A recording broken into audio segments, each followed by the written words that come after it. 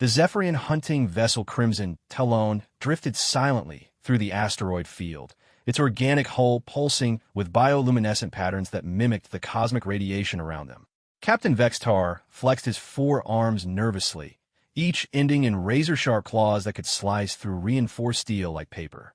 His species had ruled the Outer Rim territories for 3 millennia, and for good reason. They were the apex predators of known space. Target acquired. His communications officer Silthera from her position at the nerve cluster console. Her serpentine body coiled around the bio-interface as synaptic data flowed directly into her consciousness. Human vessel, designation Lucky Strike, approximately 2 kilometers off the starboard ventral fin. Vextar's mandibles clicked with anticipation. Humans were still relatively new to galactic society. Barely 2 centuries since first contact. Most species considered them curiosities at best, nuisances at worst.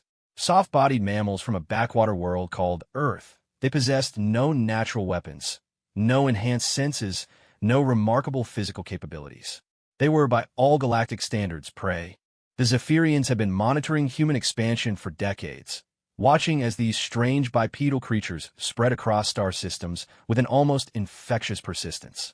They built colonies on worlds others deemed uninhabitable, established trade routes through dangerous sectors, and somehow managed to survive where more advanced species had failed. It was puzzling, but ultimately irrelevant. Prey was prey. Scanning for crew complement, Tactical Officer Mordun reported, his 6 eyes independently tracking data streams across his retinal displays. Single life form detected. Lone human male, designation unknown. Ship appears to be a modified cargo hauler, minimal armament. Vextar's thoracic plates expanded with satisfaction. A lone human in an unarmed vessel. It would barely qualify as sport. But the Crimson Talon's hold was running low on exotic biomatter, and human neural tissue commanded premium prices in certain black market sectors. The galactic community might frown upon overt predation, but accidents happened frequently in the lawless Outer Rim. Initiate approach pattern Delta 7. Vextar commanded, his voice a guttural rasp that resonated through the ship's organic corridors. Disable their engines first. I want them alive for the harvest. The hunting ship's biomechanical systems responded with predatory grace. Electromagnetic pulse cannons emerged from concealed flesh ports along the vessel's flanks, while neurally guided missiles awakened in their muscular launch tubes. The Crimson Talon was a masterpiece of Zephyrian bioengineering, a living weapon designed for one purpose: the efficient capture and processing of prey. As they closed distance, Vextar studied the human vessel through the ship's optical sensors. The Lucky Strike was indeed a cargo hauler, its hull scarred by countless journeys through hostile space. Radiative burns marked its bow, suggesting passage through unstable stellar phenomena.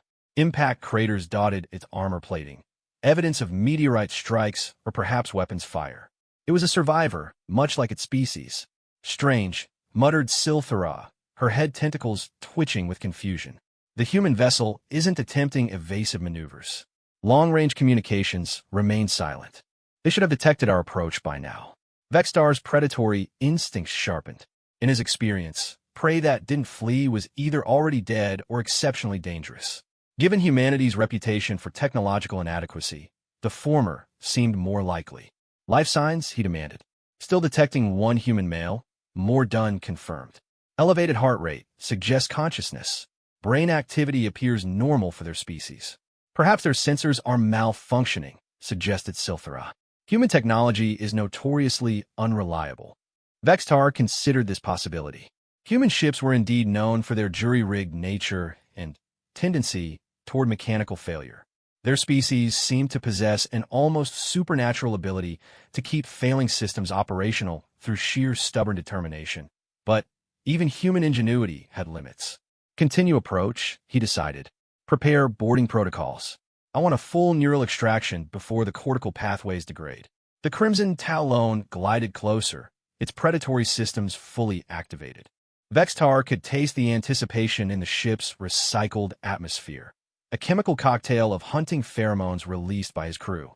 They were apex predators preparing to feed, and the familiar ritual filled him with savage satisfaction. That's when the human vessel suddenly pivoted.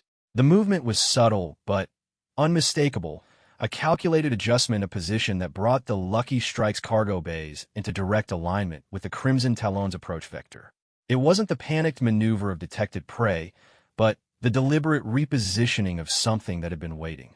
Captain, Mordun's voice carried a note of uncertainty. The human vessel's power signature just spiked dramatically.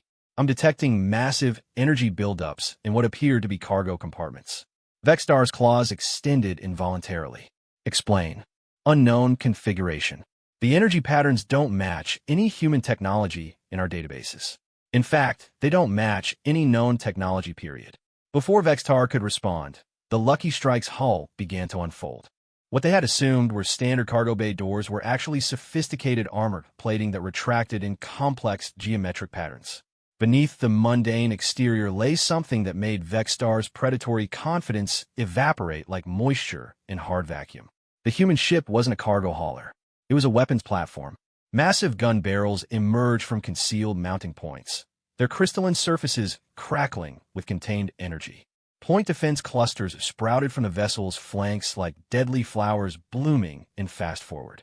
Shield generators hummed to life, creating distortion fields that made the space around the Lucky Strike shimmer like heat haze. Impossible bretet siltara. Those weapons, they're not human design. Vextar's tactical experience kicked in despite his shock. He'd seen weapons like these before in classified intelligence reports from the core worlds. They belonged to the architect, ancient beings who had ruled the galaxy before the current species had even evolved. Technology, so advanced it bordered on incomprehensible. Evasive maneuvers, he roared, but it was already too late. A human ship fired. The first salvo wasn't aimed at the Crimson Talon itself, but rather at the space around it. Brilliant lances of coherent energy created a complex geometric pattern that seemed to fold reality in on itself. Vextar watched in horror as the fabric of space-time twisted, creating a localized gravity well that held his ship in place like an insect in amber. Engines unresponsive, Mordun reported, his 6 eyes wide with terror. Hyper-de-op-flying were trapped in some kind of spatial distortion field. The second salvo targeted their weapons systems with surgical precision. Each shot struck with mathematical accuracy, overloading bioneural connections and causing the ship's organic weapons to writhe in mechanical agony. In less than 30 seconds, the most advanced Predator vessel in Zephyrian space had been reduced to a helpless hulk. A communication channel crackled to life, and a human voice filled the bridge. It was calm, almost conversational, with none of the fear or desperation Vextar had expected. Zephyrian vessel Crimson Talon, this is Captain Jake Morrison of the Lucky Strike. You are advised to power down all remaining systems and prepare for boarding. Any attempt to resist will result in the immediate termination of your vessel and crew. Vextar's mandibles clicked in disbelief. The voice carried no hostility, no anger, just the matter-of-fact tone of someone discussing routine cargo transfers. It was somehow more terrifying than any battle roar. This is Captain Vextar of the Crimson Talon, he managed to respond. By what authority do you? By the authority of someone who doesn't particularly feel like being harvested from my neural tissue today, the human interrupted. Now, I'm going to dock with your ship. I suggest you gather your crew in the main hold with your hands, sorry claws, where I can see them. Any aggressive moves, and I'll demonstrate why your species shouldn't hunt mine. The connection terminated, leaving the bridge in stunned silence. Silthara was the first to speak, her voice barely a whisper. How'd he know about the neural extraction? We never transmitted that information. Vextar's predatory confidence was completely shattered now, replaced by something he hadn't felt in decades, genuine fear. The human had not only anticipated their attack, but had laid a trap so sophisticated it had rendered their superior technology useless. More disturbing still was the casual way Morrison had spoken, as if disabling a Zephyrian hunter-killer was merely a minor inconvenience. Captain, Mordun's voice shook as he studied his sensors. I'm detecting something else. The human vessel. It's not just carrying architect weaponry. The entire ship appears to be constructed from their technology. That hull we thought was damaged by routine spaceflight? Those aren't impact craters or radiative burns. They're trophy marks. Trophy marks? Weapon signatures from at least 17 different species. The patterns suggest successful engagements against hegemony battle cruisers, consortium dreadnoughts, even what appears to be a void tender Leviathan. Mordunn's tactical analysis program was working overtime, cross-referencing the damage patterns against known weapons configurations. Captain, this human isn't running cargo routes. He's been hunting the hunters. The implication hit Vextar like a physical blow. Every mark on the Lucky Strike's hull represented a predator species that had tried to prey on its captain. Every scar was a victory trophy, a record of survival against overwhelming odds. The human hadn't stumbled into their trap. They had stumbled into his. Through the bridge's bio-optical displays, they watched as the Lucky Strike deployed docking clamps that moved with mechanical precision. The human ship's airlocks aligned perfectly with their own, suggesting either incredible piloting skill or advanced automation systems. Given what they had already witnessed, Vextar suspected both. "Orders, Captain?" Silthara asked, though her tone suggested she already knew the answer. Vextar's primary arm sagged in defeat. The Zephyrians had ruled through predatory superiority for 3 millennia, but they had always carefully selected their prey. They hunted species weaker than themselves, avoided confronting true apex predators. Now, they had discovered something that challenged the fundamental assumptions of galactic hierarchy. Humans weren't prey. They were something far more dangerous, survivors.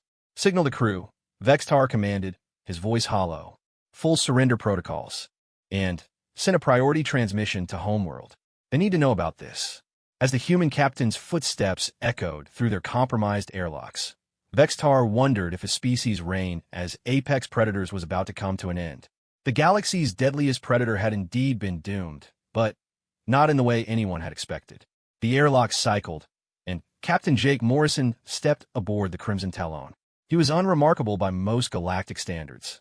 Average height for his species, brown hair beginning to gray at the temples, wearing a simple flight suit that had seen better days. He carried no visible weapons, showed no signs of enhancement or augmentation. He looked, for all intents and purposes, like prey. But Vextar could see it now, in the way Morrison moved with casual confidence through the alien environment, in the way his eyes took in every detail without seeming to stare, in the slight smile that never quite reached those pale blue eyes. This was not the demeanor of prey. This was the bearing of something that had spent years being hunted and had learned to hunt back. "Captain Vextar," Morrison nodded politely, as if they were meeting at a diplomatic function rather than aboard a disabled warship. "I believe we need to have a conversation." The galaxy's deadliest predator was indeed doomed, and the human killer had indeed pulled the trigger. But the roles had been reversed in ways that would reshape the understanding of predator and prey throughout known space. Captain Jake Morrison stood in the center of the Crimson Talon's main hold, studying the assembled Zephyrian crew with the calm attention of someone examining interesting specimens. The 12-member hunting pack pressed against the far bulkhead, their natural predatory instincts warring with the reality of their situation. Razor claws remained extended despite their surrender, heads swiveling to track Morrison's movements with the automatic responses of apex predators. Morrison seemed entirely unbothered by being surrounded by creatures designed by evolution to kill things like him. If anything, he appeared mildly amused. "Impressive ship," he commented, running one hand along the organic wall surface. The bioneural conduits beneath the living metal pulsed with nervous energy, responding to his touch like skin recoiling from flame. "Zephyrian bioengineering has always fascinated me. Growing your technology instead of building it. There's an elegance to that approach." Captain Vextar watched the human carefully, trying to understand what he was dealing with. Morrison's casual demeanor was more unsettling than any aggressive display would have been. Predators understood threats and violence. They knew how to respond to danger. But this human's behavior fell outside their programmed responses. "You're not afraid," Vextar observed, his guttural voice carrying notes of confusion and grudging respect. Morrison glanced up from his examination of the wall, those pale blue eyes finding Vextar's primary optical clusters. "Should I be? You're apex predators who've ruled this sector for 3 millennia. Your species can literally tear through starship hulls with your bare claws. Any sane person would be terrified. Yet you're not." "No," Morrison agreed, "I'm not." The simple statement hung in the recycled air like a challenge. Silthara's head tentacles writhed with agitation, while Mordunn's 6 eyes darted between Morrison and the exits, calculating escape routes that didn't exist. Morrison noticed their nervous energy and sighed. "Look, I know this is confusing for you. Your entire species' identity is built around being the galaxy's premier predators. You spent centuries perfecting the art of hunting other sentient beings. It's worked well for you, until today. He walked closer to the group, and several Zephyrians instinctively backed away despite their numerical advantage. Morrison stopped just outside their instinctive strike range, a distance that spoke of intimate knowledge of their capabilities. The thing is, Morrison continued conversationally, you've been operating under a fundamental misunderstanding about humans. The galactic community sees us as soft, weak, technologically inferior. We don't have natural weapons or enhanced senses. We can't regenerate lost limbs or survive in hard vacuum. By every measurable standard, we should be prey. Vextar's mandibles clicked involuntarily. Yet you possess architect technology. Weapons that shouldn't exist in this galaxy. That's where it gets interesting. Morrison's smile didn't change, but something shifted in his eyes. Tell me, Captain, what do you know about human exploration patterns? The question seemed like a non sequitur, but Vextar had lived long enough to recognize the importance of seemingly random details. Your species exhibits unusual expansion patterns. You establish colonies and systems other races consider uninhabitable or too dangerous to develop. Exactly. Do you know why? Vextar hesitated. Zephyrian intelligence had never fully understood human settlement logic. They seemed to deliberately choose the most challenging environments, often establishing successful colonies where more advanced species had failed catastrophically. Morrison nodded at his silence. We do it because that's where the good stuff is hidden. See, most galactic species are smart enough to avoid places like the Maelstrom Nebula or the Fracture Systems or the Architect Graveyard. Too dangerous, too unstable, too likely to kill anyone foolish enough to go exploring. He gestured toward the Lucky Strike, visible through the hold's transparent aluminum viewports. Humans, however, have a saying, fortune favors the bold. We go to the places others won't. We explore the systems others declare impossible. We dig through the ruins others consider cursed. Understanding began to dawn in Vextar's predatory mind. The Architect ruins. Among others, Morrison confirmed. Turns out, when an ancient supercivilization dies out, they leave behind some fascinating toys. Most species are too sensible to go poking around their old hiding spots.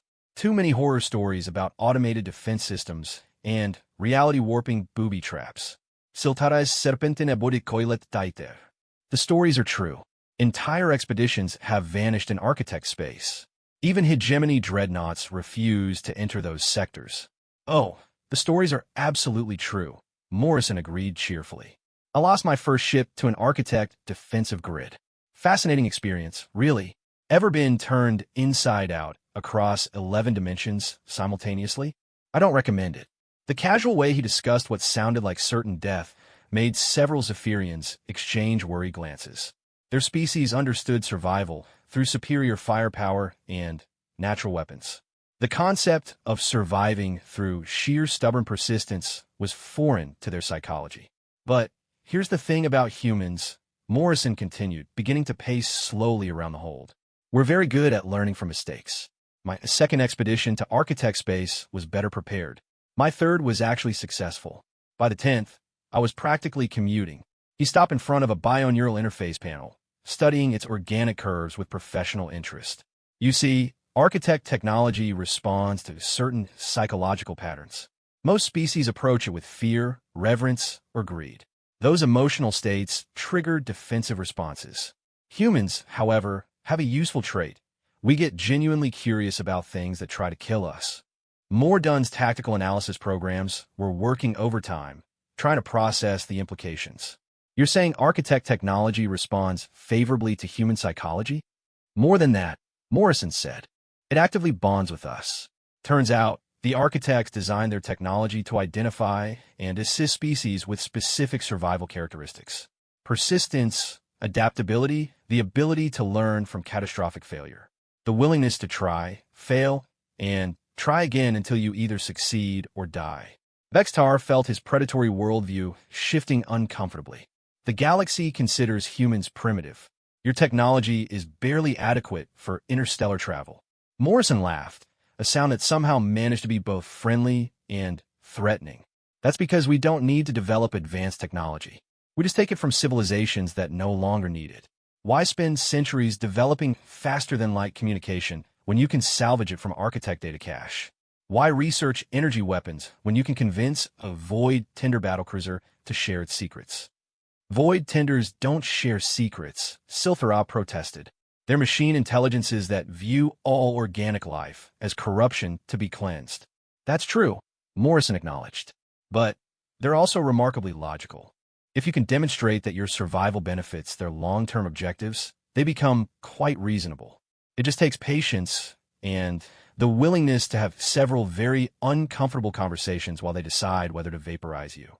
The human began walking again, his movement patterns seeming random, but actually designed to keep the Zephyrians off balance. It was a subtle form of psychological warfare, and Vextar found himself reluctantly impressed by the technique. The point I'm making, Morrison said, is that humans didn't become dangerous through evolutionary advantage or superior technology. We became dangerous through exposure. Every predator species in the galaxy has tried to hunt us at some point over the past 2 centuries. Each time, some of us died, but some of us learned. He gestured toward the Lucky Strike again.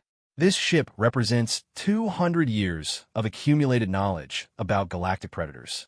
Every weapons system, every defensive measure, every tactical protocol has been developed through direct experience with species that wanted to eat us, enslave us, or harvest our organs for the black market. Vextar's throat sacs contracted with realization. You're saying humans have been studying us. Not just studying, adapting. Do you know how many Zephyrian hunting packs have targeted human vessels in the past decade? 47. Do you know how many succeeded? None. Because by the time you started viewing us as prey, we'd already learned how to hunt hunters. Morrison stopped directly in front of Vextar, close enough that the Zephyrian could smell the strange chemical mixture that served as human scent. It should have triggered predatory responses, but somehow the proximity felt more dangerous than enticing. Captain Vextar, your species made a critical error in judgment. You assumed that because humans appear weak, we would remain weak. You forgot that evolution doesn't stop just because a species reaches space. We've been evolving too, not biologically, but culturally and technologically. Every time someone tries to make us prey, we learn from the experience. The human's voice dropped to a conversational whisper that somehow carried more menace than any roar. And we've learned very, very well. The whole fell silent except for the subtle organic sounds of the ship's biosystems. Zephyrian predatory instincts screamed warnings that made no logical sense. Morrison represented no physical threat. He was unarmed, unarmored, alone. Yet every survival mechanism they possessed insisted they were in mortal danger. What happens now? Vextar asked, surprised by the steadiness of his own voice. Morrison smiled, and this time the expression reached his eyes. Now we have a choice to make. I could turn you over to hegemony authorities. Hunting sentient beings is still illegal in civilized space, even on the outer rim. Your crew would face memory reconstruction and neural rehabilitation. Your ship would be scrapped. Your hunting days would be over. He paused, letting the implications sink in. Or we could discuss alternative arrangements. Silthara's head tentacles writhed anxiously. What kind of arrangements? The kind where predators become protectors, Morrison said. The galaxy is full of genuine threats. Rogue AI collectives, reality parasites, entropy cults. Beings that threaten all biological life, not just the weak species. Creatures that even apex predators should fear. Morrison began walking again, his hands clasped behind his back like a teacher delivering a lecture. Humans have encountered most of these threats during our exploration of forbidden zones. We've developed countermeasures, weapons, techniques for survival. But we're still a young species. We lack the experience and tactical knowledge that comes from 3 millennia of predatory excellence.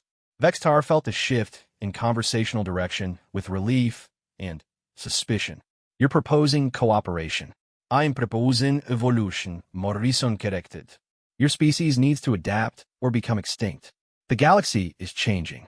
The old rules about predator and prey are being rewritten by forces that don't care about your millennia of supremacy. You can either evolve with the times or be left behind. He stopped and turned to face the assembled Zephyrians.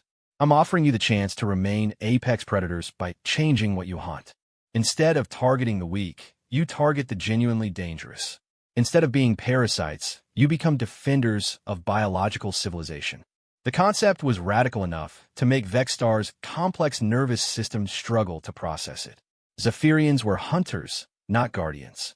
Their entire culture was built around the pursuit and consumption of prey.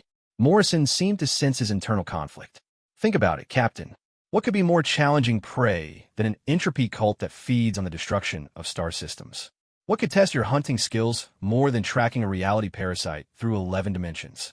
What could be more worthy of your predatory excellence than threats that could destroy entire galactic civilizations? The questions hung in the air like philosophical weapons, targeting the core of Zephyrian identity. Vextar realized that Morrison wasn't just offering them a choice between cooperation and destruction. He was offering them something far more seductive, the chance to hunt prey worthy of their capabilities. For the first time since Morrison had boarded their ship, Vextar felt his predatory instincts stir with genuine interest. The idea of stalking threats that could challenge even Zephyrian hunters was both terrifying and exhilarating. Morrison watched the captain's reaction with satisfaction. He had read the psychological profiles correctly. Zephyrians weren't just predators, they were proud predators. Offer them bigger game, and their hunting instincts would overcome their territorial defensiveness. Of course, Morrison added casually, such cooperation would require certain adjustments to your current operating procedures. No more hunting sentient prey. No more black market organ harvesting. No more terrorizing trade routes for the simple pleasure of inspiring fear. Vextar's mandibles clicked thoughtfully. And in exchange? Morrison's smile became genuinely warm. In exchange, I'll teach you how to kill things that even humans are afraid of. 3 months after the encounter with the Crimson Talon, Captain Jake Morrison stood on the observation deck of the modified Zephyrian bioship, watching the necropolis system slowly rotate beneath them.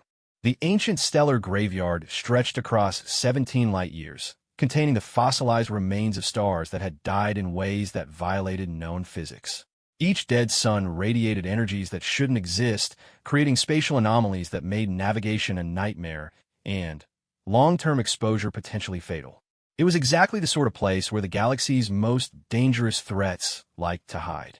Contact bearing 27 Mark 15. Announced Silthara from her enhanced sensor station. The Zephyrian communications officer had adapted remarkably well to their new role. Her serpentine neural interface is now linked to architect scanning technology that could detect threats across multiple dimensional layers. Captain Vextar moved to the tactical display, his 4 arms dancing across bioneural controls with predatory grace. The past months had transformed the Zephyrian crew from hunters of the weak into something far more formidable. Their natural predatory instincts remained intact, but now they were focused on prey that could fight back. Analysis? Vextar demanded, his voice carrying the controlled aggression of a predator closing on dangerous game. Massive energy signature, Mordun reported, his 6 eyes tracking data streams from multiple sensor arrays. Configuration matches archive patterns for an entropy cull harvester. Estimated crew complement of 200, all cybernetically enhanced for void survival. Morrison nodded with satisfaction. Entropy cultists were perfect training targets for the reformed Zephyrian crew, dangerous enough to be genuinely threatening, but operating with predictable tactical patterns that could be countered with proper preparation. Remember, Morrison said, his voice carrying the calm authority that had become familiar to the crew, entropy cultists don't just want to kill you. They want to unravel the fundamental forces that hold your molecules together. Conventional weapons are useless against their reality distortion fields. Vextar's mandibles clicked with anticipation rather than fear. The prospect of hunting prey that could literally delete existence itself appealed to his evolved predatory instincts in ways that terrorizing cargo haulers never had. Approach pattern? The Zephyrian captain asked. Morrison studied the tactical display thoughtfully. Spiral trajectory, maintaining distance outside their primary distortion radius. We'll use the dead star's gravitational lensing to mask our approach. Once we're in position, deploy the quantum anchors to stabilize local spacetime, then hit them with everything we've got. The hybrid human-Zephyrian crew moved with fluid efficiency. 3 months of intensive training had created something unprecedented in galactic history, a perfect fusion of human adaptability and Zephyrian predatory excellence. The Crimson Talon had been extensively modified with architect technology, its biomechanical systems enhanced with quantum processors and reality stabilization fields. As they closed on their target, Morrison felt the familiar mixture of anticipation and calculation that had kept him alive through 200 years of exploring the galaxy's most dangerous regions. The entropy cultists represented everything wrong with galactic civilization, being so obsessed with ultimate endings that they sought to accelerate universal entropy itself. Target and range, Silthara reported. The Harvester is actively feeding on stellar remnant energy. Long-range scans detect massive reality distortions throughout the local area. Morrison activated his personal armor interface, feeling the architect technology respond to his neural commands.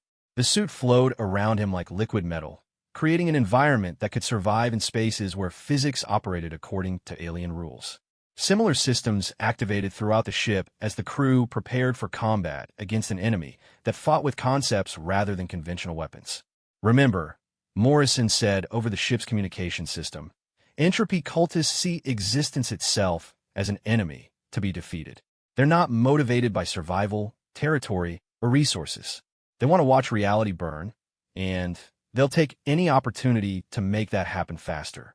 Vextar's predatory psychology had initially struggled with the concept of prey that welcomed destruction. Zephyrians understood killing for food, territory, or dominance, but the entropy cult's nihilistic goals fell outside their behavioral programming. It had taken weeks of careful explanation before the crew truly understood what they were hunting. Visual contact, More Dunn announced. The Harvester is definitely cult configuration. Biomechanical, hybrid construction with extensive reality manipulation appendages. I'm detecting at least 40 weapon systems designed to destabilize molecular cohesion. Morrison studied the enemy vessel through the ship's enhanced optical systems. The entropy cult harvester resembled a mechanical spider crossed with a dying star, its appendages crackling with energies that made local spacetime ripple like water. Dark energy collectors extended from its central mass like feeding tubes, drawing power from the cosmic background radiation itself. Fascinating, Morrison murmured. They've upgraded since our last encounter. Those reality distortion projectors are new. Vextar's compound eyes tracked the enemy ship's movements with hunting focus. Threat assessment. Aye, Morrison admitted. Those new projectors can unravel quantum coherence across a sphere approximately 10 kilometers in diameter. If they get a clean shot at us, we'll cease to exist in any meaningful sense. The statement might have terrified a normal crew, but the Zephyrians found it exhilarating. Fighting prey that could delete them from reality entirely appealed to their predatory pride in ways that Morrison was still learning to understand. Tactical recommendations? Vextar asked. Morrison smiled, his expression carrying the confidence of someone who had faced cosmic-level threats and survived. We do what humans do best. We improvise, adapt, and refuse to accept that something is impossible. The Crimson Talon began its attack run, biomechanical systems coordinating with architect technology to create a weapon platform unlike anything the galaxy had seen before. Quantum stabilization fields projected ahead of the ship, creating pockets of normal spacetime that could resist entropy manipulation. Reality anchors fired in precise patterns, establishing zones where conventional physics remained operational. The entropy cultists responded with predatory efficiency of their own. Their harvester ship began rotating slowly, bringing multiple reality distortion arrays to bear on the attacking vessel. Space itself began to fray around their weapons, creating tears in the fabric of existence that leaked energies from dimensions where entropy had already achieved victory. Incoming reality torpedoes, Silthara warned. Multiple vectors designed to create cascading coherence failure. Morrison's hands flew across his control interfaces, coordinating defensive systems that operated according to principles most species couldn't comprehend. Deploy counterprobability fields. Route all power through the quantum buffers. And somebody remind me why we thought hunting entropy cultists was a good idea? Because they represent the ultimate challenge for apex predators, Vextar replied, his voice carrying savage satisfaction as his claws worked the ship's weapon controls. Besides, conventional prey was becoming boring. The reality torpedoes struck the Crimson Talon's defensive fields like conceptual hammers, each impact sending ripples of non-existence through the surrounding space. The ship's architect's systems responded by reinforcing local causality, creating stable zones where effect could still follow cause in predictable patterns. Direct hit on their primary harvester array. More done reported with predatory satisfaction. Their stellar energy collection has been disrupted.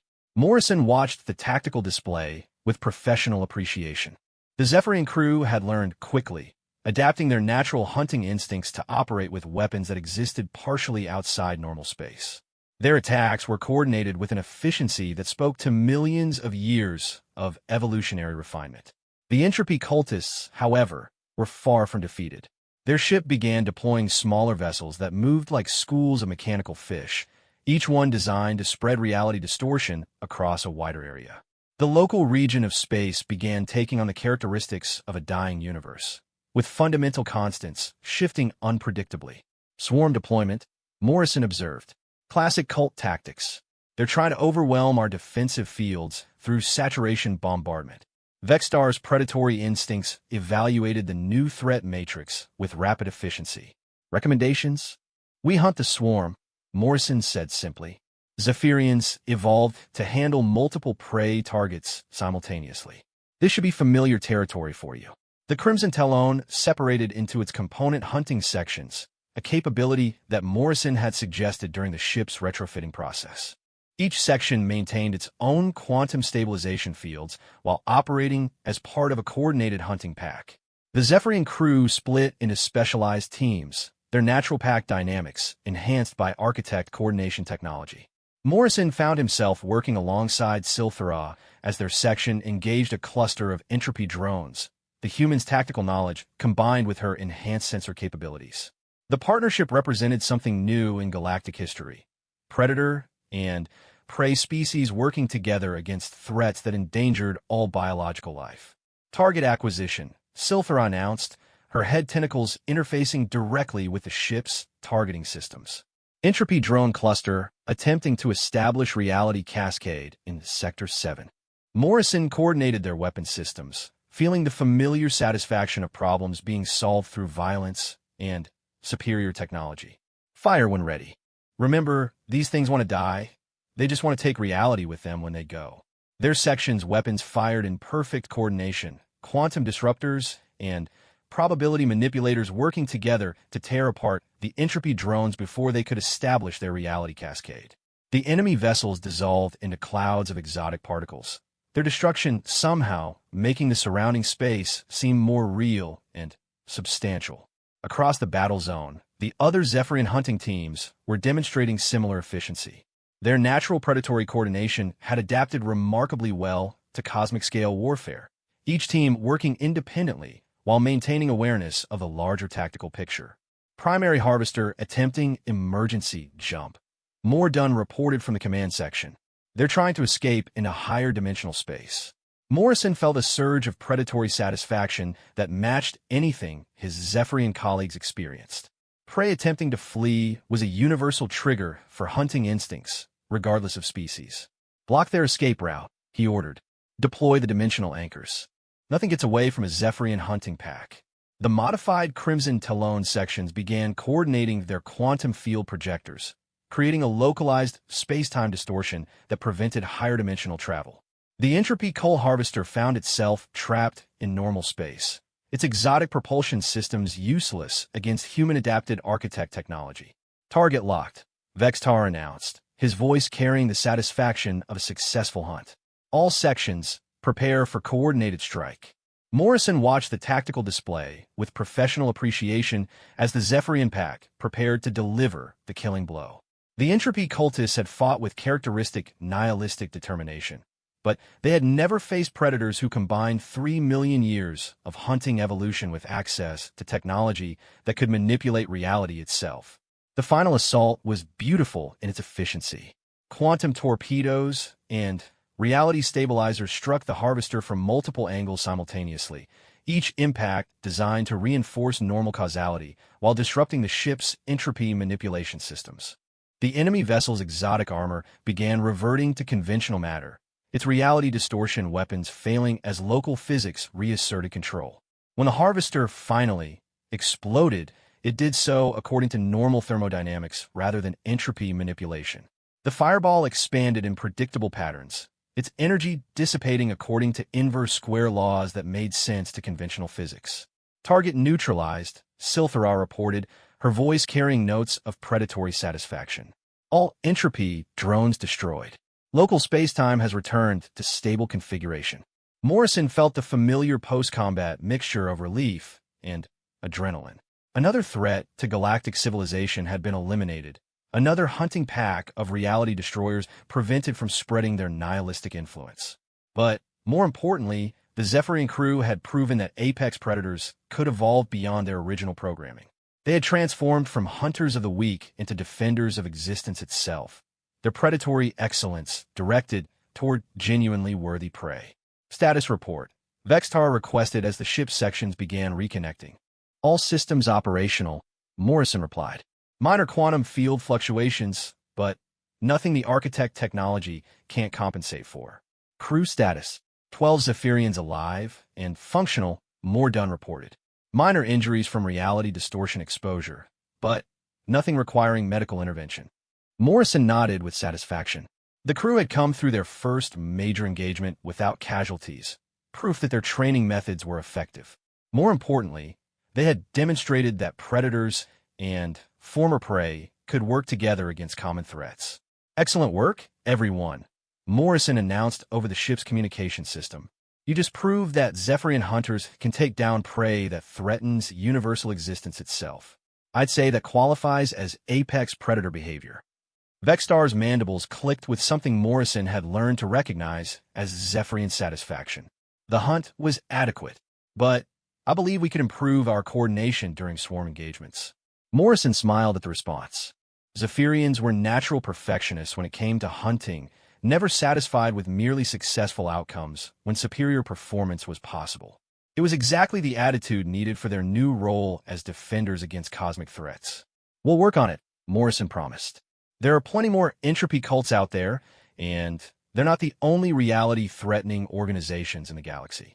Consider this your introduction to truly challenging prey.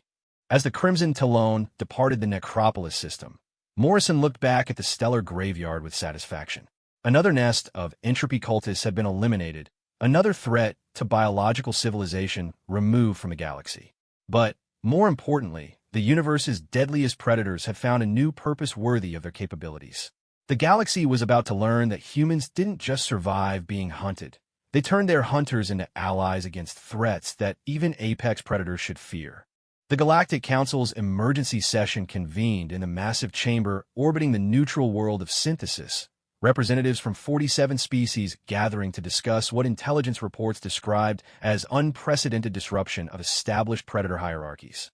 Ambassador Theknor of the Hegemony adjusted his ceremonial armor nervously, triple-checking the diplomatic immunity protocols that protected him from the various apex predators in attendance. The reports streaming in from across the galaxy defied everything the Council thought they understood about interspecies relationships.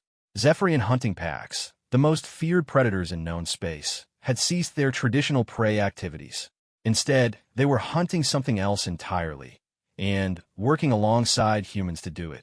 The situation is unprecedented, announced Council Speaker Velterra, her crystalline form refracting the chamber's light into complex patterns. The Resonance Collective had served as neutral mediators for galactic disputes for over 2 millennia, their silicon-based psychology naturally suited for objective analysis. Our intelligence networks report 43 separate incidents of human-Zephyrian cooperation against entities we previously considered mythical threats. Hegemony War Marshal Corexdal spoke first, his massive frame dominating the podium assigned to apex predator species. The Hegemony has lost contact with 3 deep space monitoring stations in the past month. Each time, our investigation teams found evidence of entropy cult activity followed by complete elimination of the threat. The weapon signatures suggest coordinated strikes by Zephyrian biotechnology and human architect systems. A ripple of unease passed through the assembly. Entropy cults were known to exist, but most species considered them theoretical threats rather than active dangers. The idea that they had become numerous enough to require systematic hunting was disturbing enough. The fact that former enemies were cooperating to eliminate them was even more unsettling. Ambassador Sylvanth of the consortium raised a tentacle in formal objection. The consortium maintains that these reports represent misanalyzed data. Zephyrians are incapable of sustainable cooperation with prey species. Their neural architecture prevents long-term alliances with beings they instinctively view as food sources. That assessment appears to be outdated, replied Intelligence Director Mortaith of the Nexus Syndicate. The spider-like being gestured with 4 arms toward a holographic display showing recent combat footage. Analysis of recovered battle recordings indicates extensive tactical coordination between human and Zephyrian forces. Their cooperation extends far beyond temporary alliances of convenience. The hologram displayed scenes that challenged fundamental assumptions about galactic predator relationships. Zephyrian hunters coordinated with human tactical specialists to take down threats that previous intelligence reports had dismissed as theoretical impossibilities. Reality parasites, entropy cultists, rogue AI collectives. Beings that had existed on the margins of galactic awareness were being systematically eliminated by predator-prey partnerships that shouldn't have been possible. The economic implications are significant, noted Trade Representative Dulvar of the Commerce Guild. His species had built their civilization around calculating profitable relationships between various galactic entities. Zephyrian hunting activities previously removed approximately 200 commercial vessels annually from active service. That predation pressure has dropped to 0 over the past 3 months.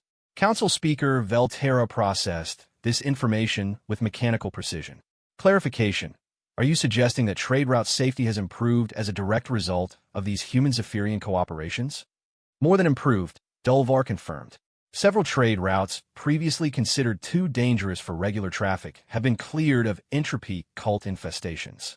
The Maelstrom Corridor, the fracture systems, even the outer edges of the Architect Graveyard are now reporting safe passage for appropriately equipped vessels. Hegemony War Marshal Corexdal's expression darkened with what his species registered as territorial concern. The Hegemony had built their military doctrine around being the galaxy's primary defense against existential threats. The idea that other species might be addressing such threats independently challenged their fundamental role in galactic security. The Hegemony requests detailed intelligence on these human Zephyrian operations, Corexdal announced. If they are engaging threats that require military attention, proper coordination is essential. Denied, came a new voice from the Chamber's observation gallery. Every representative turned toward the source, startled by the interruption. In the section reserved for species with observer status rather than full membership, a single human sat casually in what appeared to be standard diplomatic attire. He looked entirely unremarkable by galactic standards, middle-aged for his species, wearing clothes that suggested functional rather than ceremonial purposes. What made his presence unsettling was the way the Chamber's apex predator representatives had unconsciously shifted their positions to maintain clear sight lines to his location while avoiding direct visual confrontation. Subliminal predatory assessment was causing behavioral changes they probably weren't even aware of. Council Speaker Velterra consulted her diplomatic protocols rapidly. Identification requested for interrupting party. The human stood with casual confidence.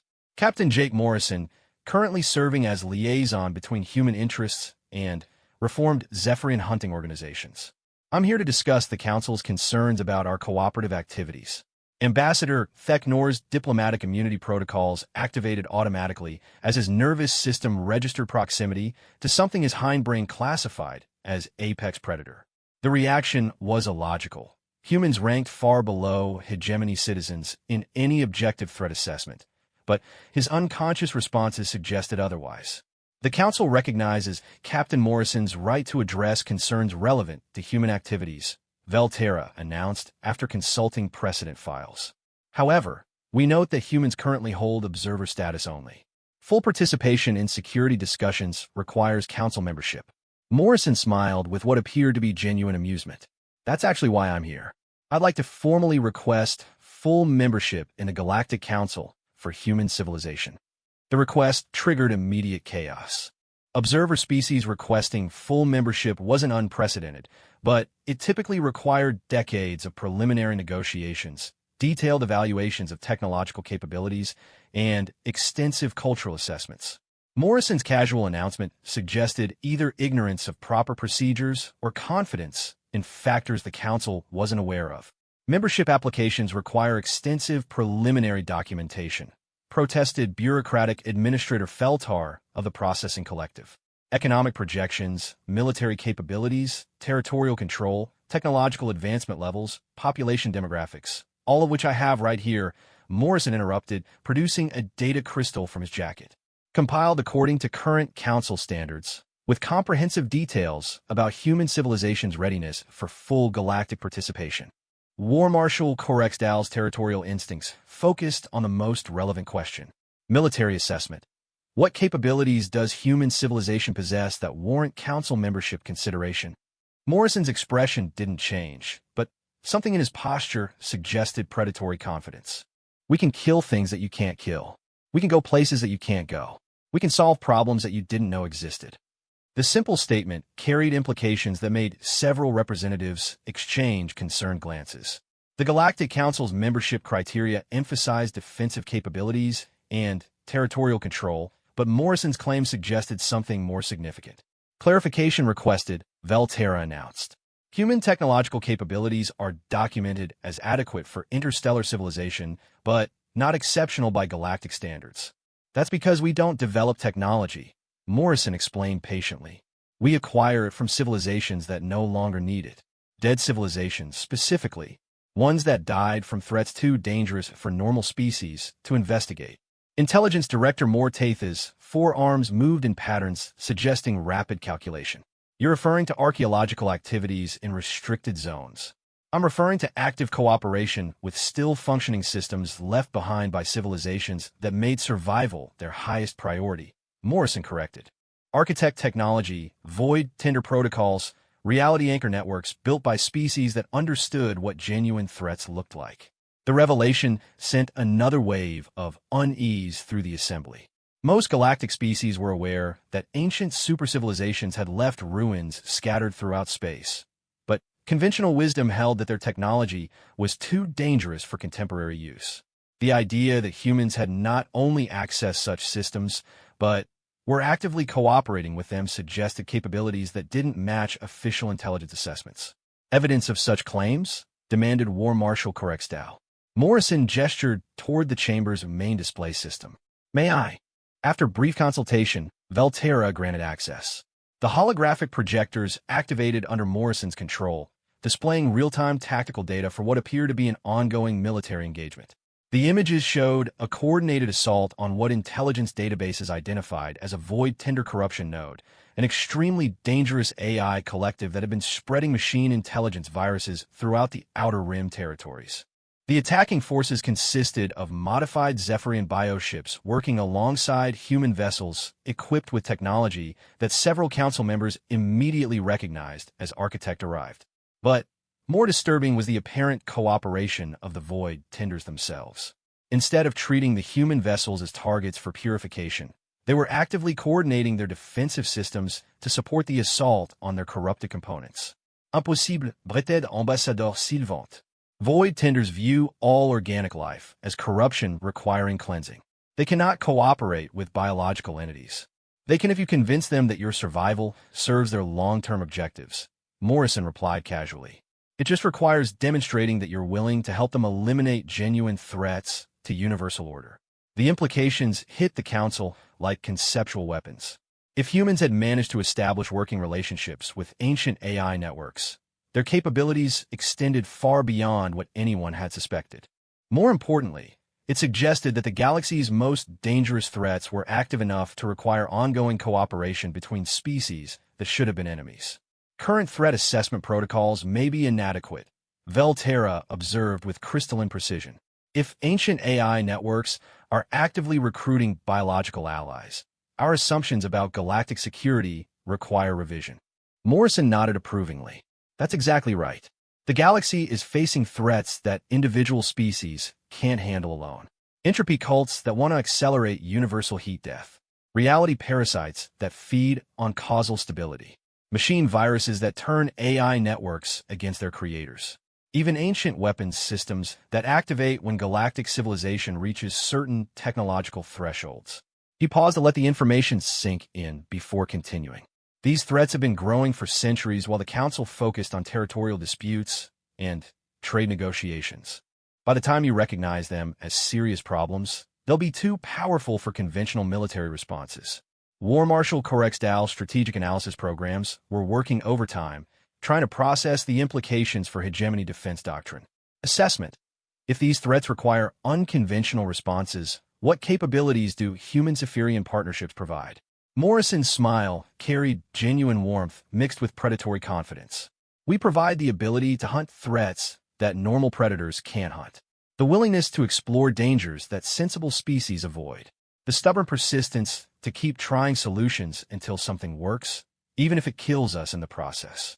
And the Zephyrians provide the predatory excellence needed to turn survival into victory, he added.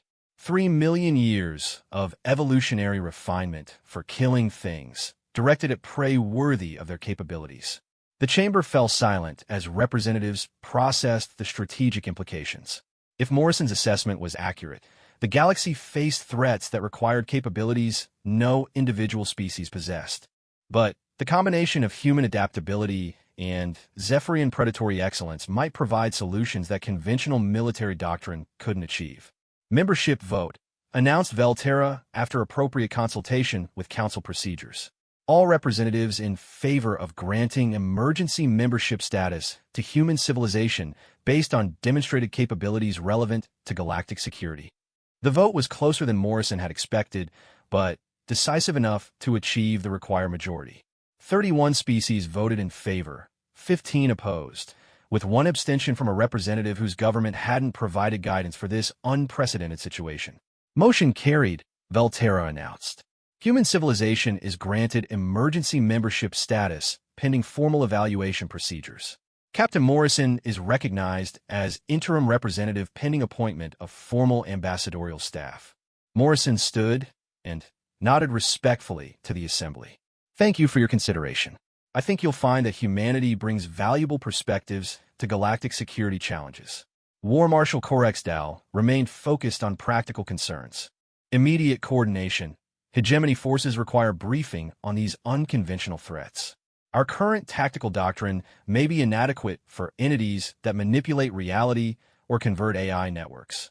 Absolutely, Morrison agreed. In fact, I'd recommend that interested council members establish exchange programs with human Zephyrian partnerships.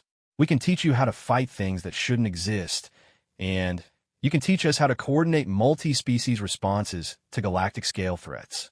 As the session concluded, several representatives remained behind to discuss private arrangements. The galaxy's political landscape was shifting in ways that would have seemed impossible just months earlier, driven by the recognition that survival sometimes required cooperation between natural enemies. Morrison watched the diplomatic discussions with satisfaction. The Council had just taken the first step toward understanding that the galaxy's greatest threats came from outside conventional predator-prey relationships.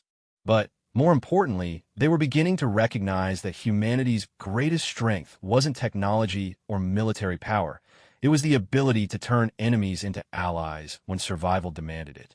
The galaxy's deadliest predator had indeed been doomed, but not in the way anyone had expected. Instead of being destroyed by superior force, the old order was being transformed by the radical idea that predators and prey could evolve beyond their original programming when facing threats that endangered all life. And at the center of that transformation stood a species that had spent 2 centuries learning how to survive in a galaxy that wanted to eat them. 1 year after humanity's emergency admission to the Galactic Council, Captain Jake Morrison stood in the command center of a newly constructed Defense Station Alpha, watching as representatives from 17 species coordinated the largest joint military operation in galactic history. The massive orbital platform hung in the void between star systems, its hybrid architecture combining the best defensive technologies from multiple civilizations with human-adapted architect systems. The target of their unprecedented cooperation was something that had existed in classified intelligence reports for centuries, but had only recently been confirmed as an active threat. A devourer nest approaching from dark space between galaxies. Threat Assessment Update. Announced War Marshal Corexdal from his tactical station. The hegemony military leader had adapted remarkably well to working alongside former prey species. his strategic brilliance enhanced by access to human intelligence about unconventional threats. Long-range sensors confirm the Devourer collective consists of approximately 40,000 individual entities, each comparable to a planetary mass converter. Morrison studied the tactical displays with a calm focus that had kept him alive through decades of impossible situations. Devourers were ancient things, older than most current galactic civilizations, and they represented the ultimate test of everything the human-led coalition had learned about fighting cosmic-level threats. Estimated time to contact? Morrison asked. 17 hours at current approach velocity, replied Intelligence Coordinator Silthera. The former Zephyrian Communications Officer now served as the primary interface between organic tactical systems and architect computational networks. However, preliminary probe contacts suggest they're accelerating. Time to engagement may be significantly reduced. Captain Vextar emerged from the biomechanical tactical alcove, where he coordinated Zephyrian hunting pack operations. His species had evolved beyond recognition over the past year, their natural predatory instincts enhanced by exposure to threats that challenged their understanding of what apex predator behavior could achieve. Hunting pack status report, Vextar announced. 47 Zephyrian vessels operating in coordinated pack formations. Each pack leader has completed advanced training in Devourer engagement protocols. Crew morale is exceptionally high. The prospect of hunting prey that consumes entire star systems appeals to our evolved predatory psychology. Morrison smiled at the report. The transformation of the Zephyrians from hunters of the weak to defenders of galactic civilization represented everything he had hoped to achieve when he first disabled the Crimson Talon. But their current situation would test whether that evolution was sufficient for the ultimate challenge. Council fleet status? Morrison inquired. Admiral Theknor of the Hegemony Navy consulted his multi-dimensional tactical displays. Primary battle fleet consists of 300 vessels from 12 species, all equipped with quantum stabilization fields and reality anchor systems. Support vessels number approximately 800, including mobile construction platforms, field hospitals, and evacuation ships. Void tender cooperation status? All ancient AI networks in this galactic sector have agreed to provide computational support and defensive coordination, reported AI Liaison Specialist Chun, one of the few humans who had successfully established permanent communication protocols with machine intelligences. They consider Devourer elimination a priority objective that supersedes their normal biological purification directives.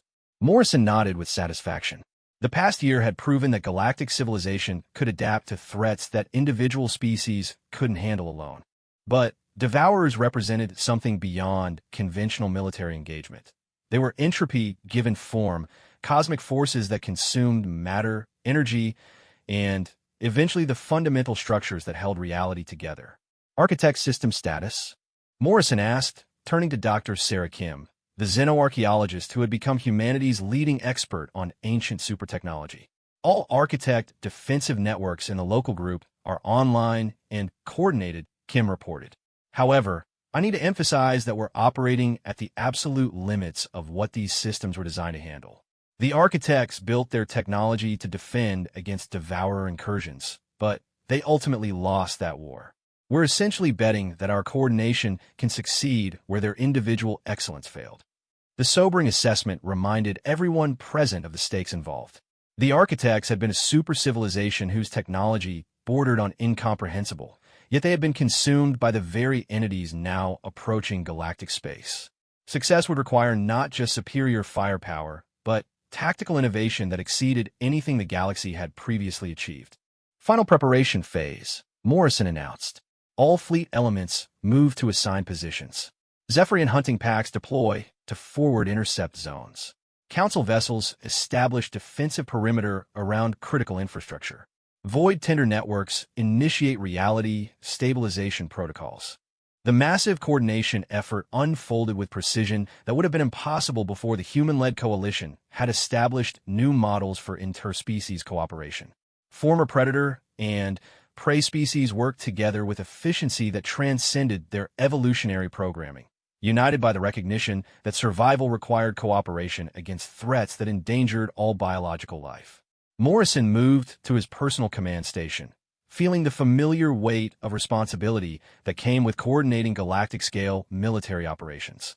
The past year had taught him that leadership wasn't about commanding superior firepower, but about inspiring cooperation between natural enemies when the alternative was universal extinction. Devourer Scout elements detected on long-range sensors, Silthara announced. Initial contact in approximately 30 minutes. Through the command center's massive viewports, Morrison could see the assembled fleet taking final positions. Sleek consortium vessels coordinated with massive hegemony dreadnoughts, their different technological approaches unified by shared tactical protocols. Zephyrian bioships moved like predatory schools of fish, their organic hulls pulsing with bioluminescent coordination patterns that had evolved specifically for hunting cosmic-scale prey. Remember, Morrison addressed the entire fleet through the communication networks. Devourers don't think like conventional enemies. They don't have individual consciousness as we understand it. They're more like a natural force that happens to be intelligent. Entropy with purpose. They don't negotiate, retreat, or make tactical errors based on emotion. They simply consume everything in their path until there's nothing left to consume. War Marshal Corexdal added his own tactical perspective. Intelligence analysis suggests devourers operate through quantum coherence fields that allow instantaneous coordination across galactic distances. Disrupting these fields may be more effective than direct firepower. Zephyrian hunting doctrine has adapted to address this challenge, Vextar reported. Pack coordination now includes quantum interference patterns designed to disrupt coherence networks. We will hunt their communication systems as prey. Morrison felt a surge of pride at how far his unlikely allies had evolved. The Zephyrians had not just adapted their hunting instincts to address cosmic threats. They had developed entirely new predatory strategies that treated abstract concepts like quantum coherence as prey to be stalked and killed. First wave contact, Silthara announced with calm professionalism. Devourer scouts are beginning dimensional probe sequences. The forward tactical displays showed something that challenged comfortable assumptions about what space combat should look like. The Devourer scouts weren't ships in any conventional sense. They were geometric impossibilities that moved through space by consuming the matter and energy in their path. They left trails of absolute void behind them, regions where reality itself had been digested and converted into something else entirely. Zephyrian Pax Alpha through Delta. Initiate hunting pattern prime, Morrison commanded. Target scout coherence networks. Remember, you're not trying to destroy them. You're trying to isolate them from the main collective. The Zephyrian hunters responded with predatory precision that had been enhanced by a year of training against cosmic-level threats. Their bioships moved in complex patterns that seemed random, but were actually calculated to disrupt quantum field interactions. They weren't attacking the Devourers directly. They were hunting the invisible connections that allowed individual entities to function as part of a larger organism. Quantum interference successful, reported Vextar with savage satisfaction. Scout entities are experiencing coherence degradation. They're becoming isolated from collective coordination. Morrison watched the tactical results with professional appreciation. The isolated Devourer scouts became confused, their consumption patterns becoming erratic as they lost connection to the larger intelligence that normally guided their actions. It was like watching apex predators suddenly lose their pack coordination instincts. Council Fleet, initiate Phase 2 engagement, Morrison ordered. Reality stabilization fields at maximum power. Target the isolated scouts with conventional firepower while they're disconnected from collective support. The coordinated assault that followed demonstrated everything the Galactic Coalition had learned about fighting impossible enemies.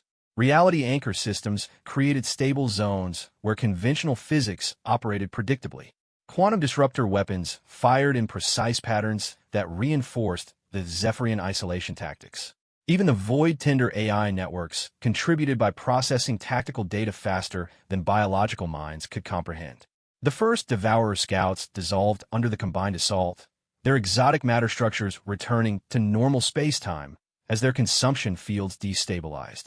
It was the first time in recorded history that galactic civilization had successfully eliminated Devourer entities in direct combat. Scout elimination confirmed, Dr. Kim reported from her Architect interface station. However, the main collective is responding. Long-range sensors detect massive acceleration. They're committing to full assault rather than withdrawing.